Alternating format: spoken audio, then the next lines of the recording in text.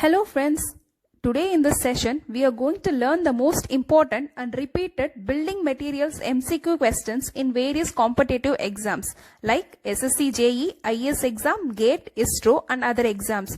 This video will contain 25 MCQ questions with more explanation. If you really like the content, give a thumbs up. We'll start with the first question.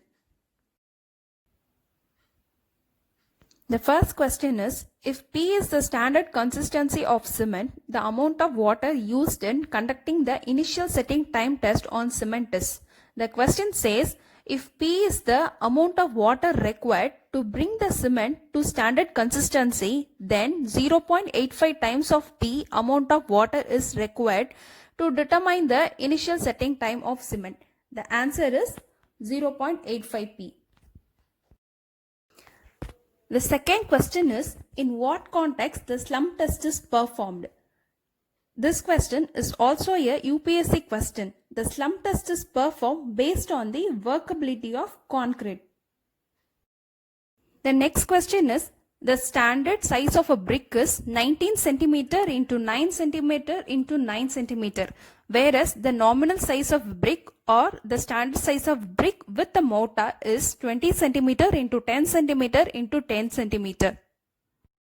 Fourth question. As per IS Code of Practice, concrete should be cured at 27 degrees Celsius.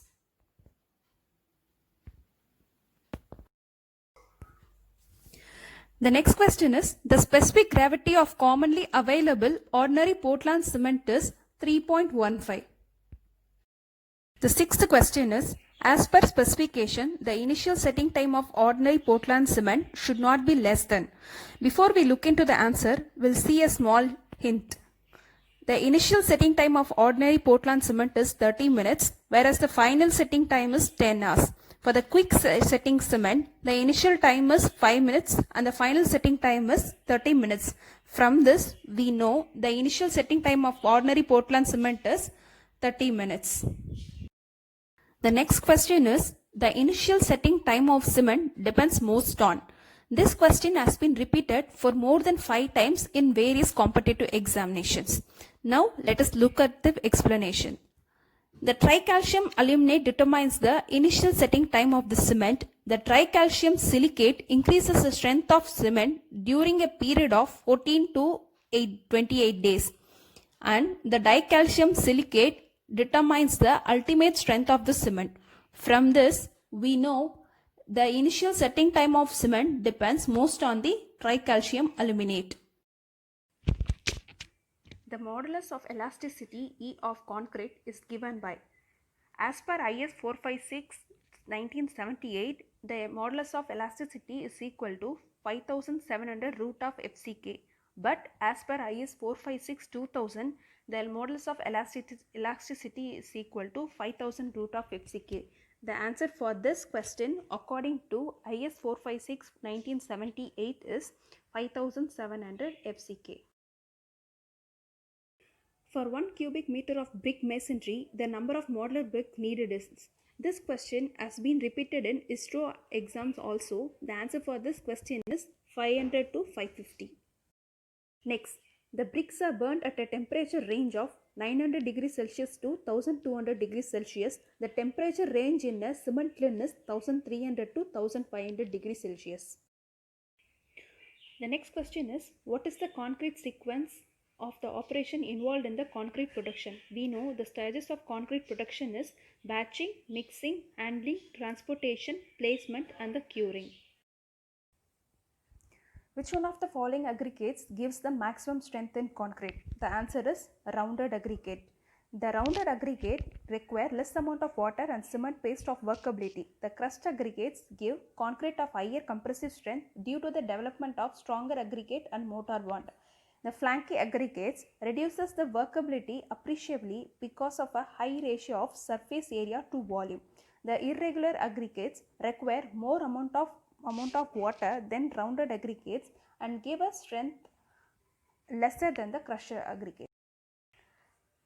An arrangement for temporarily supporting a structure from beneath for safety is known as underpinning. The placing of new foundation below an existing foundation of the process of strengthening the existing foundation is known as the underpinning of foundation. When provided with alternating course of all headers and all stretches, the front elevation of such brick masonry is designated as English bond. When a first class brick is immersed in cold water for 24 hours, it should not absorb water by weight more than 20%.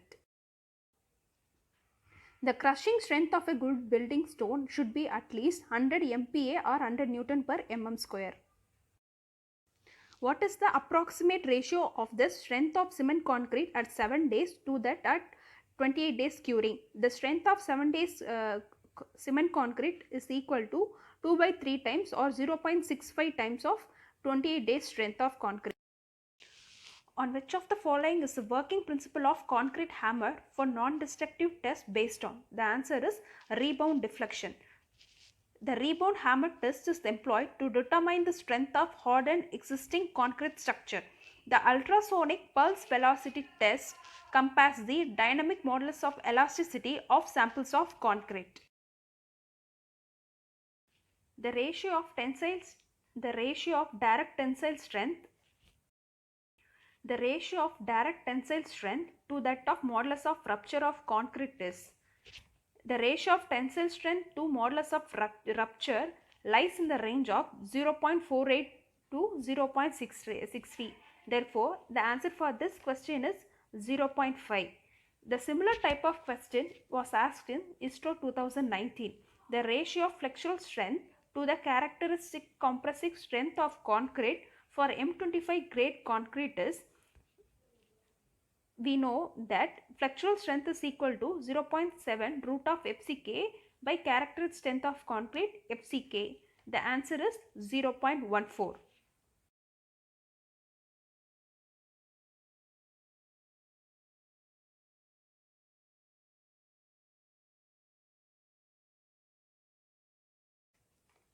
One bag of Portland cement 50 kg in weight would normally have a bulk volume of 35 liters or 0.035 meter cube. The next question is, which type of cement is recommended in large mass concrete works such as dams? The answer is low heat Portland cement.